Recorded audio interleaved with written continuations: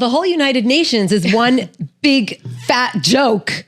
I mean, Ayatollah Khomeini is like cheering it, I think, soon, or is he taking like what? Yeah. Like, are we living in a reality show? It just feels like we're like, is this real? A place where Iran can chair the Human Rights Council or exactly. It's really shocking when you think who's even in that group on the UN Council. Really, they're all one anti-Semite after the other, and how many democracies are on there besides? I mean, I find that whole organization to be one big, it's almost like a joke on ourselves that we even give it any power or any attention or any, they spend most of their focus on condemning Israel when we know of the most horrible crimes that are taking place in so many of those countries.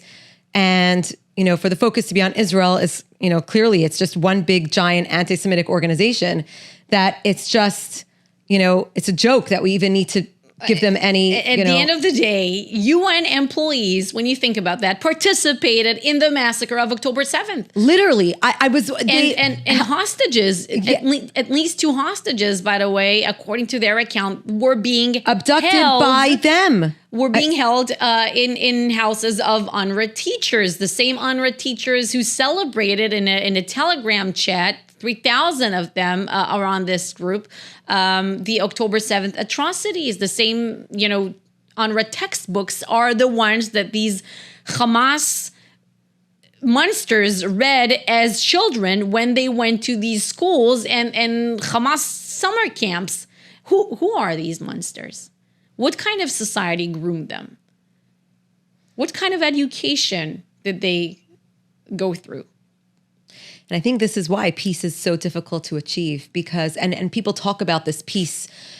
Jewish people want peace. We love peace. We'll do anything for peace. And I think you say the word peace and it's like, what can we do? We're there. But when the other side is educating their children about how horrible you are and how peace can never come because we don't want to have peace with these people because we just want to kill them, right? That's what they're teaching their children, is that Jews need to be dead. The only good Jew is a dead Jew.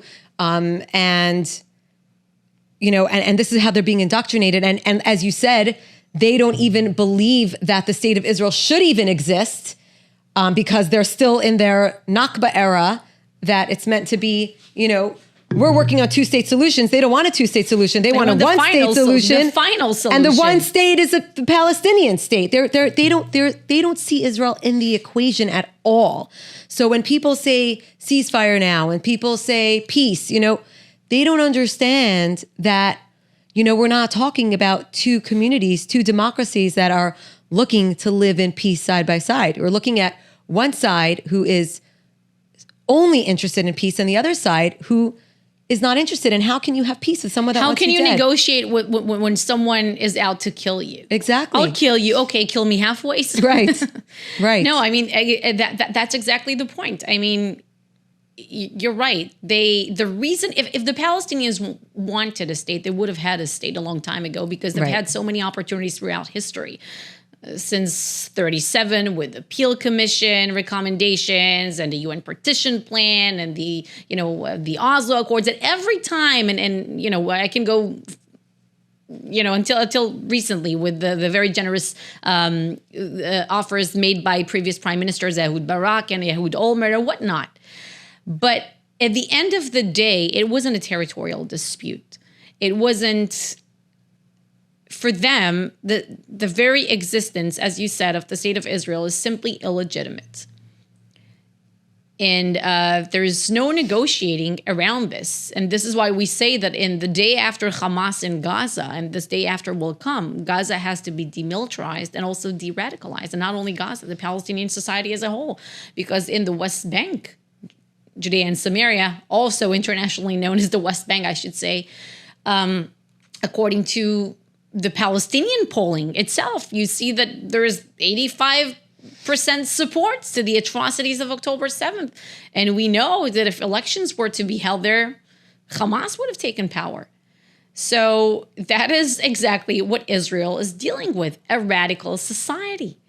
And there can be no progress before the right conditions are in place, because otherwise it won't be peace. People can call it peace. People can call it whatever solution they want. But if the right conditions are not in place, if Gaza in the Palestinian society is not demilitarized and de-radicalized, it's not peace. It's not peace if it puts Israel's security in danger. It's simply not peace. And Israel, we know that Israelis want peace. Why? Because we've made peace with many Arab nations in recent years, Muslim nations.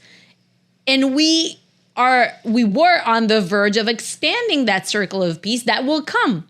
That will come, because many, Arab countries around the region, they might not say it out publicly right now, but they understand that when we take out Hamas, it also serves their interests, not just Israel's interests. It serves regional interests.